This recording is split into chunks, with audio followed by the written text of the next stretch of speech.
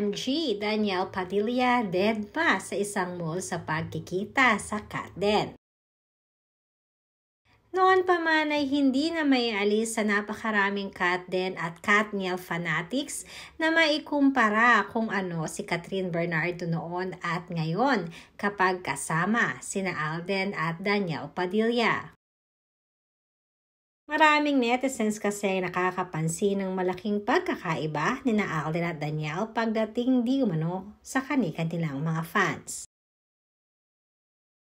Matatandaan pa ngang may mga video noon na kumakalat kung saan dinededma ni Danielle ang mga fans nila noon ni Catherine. Or minsan sinasabi pa nila na rude daw di umano si Danielle sa mga fans noon.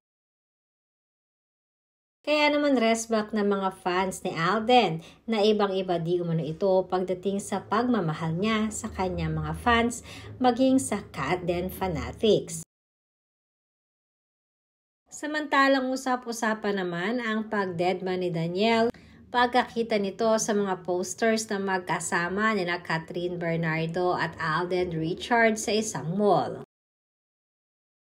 Sinasabing una pa lamang ay kita naman talaga ni Danielle ang nasabing posters na ito pagpasok sa isang mall pero pinili na lamang niyang itong dedmahin.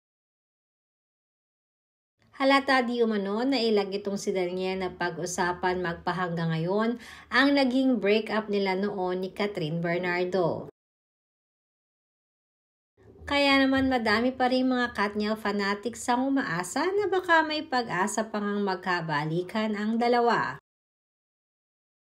Kahit alam naman nila na hanggang doon na lamang ang naging relationship at love team ni Catherine Bernardo at Danielle Padilla.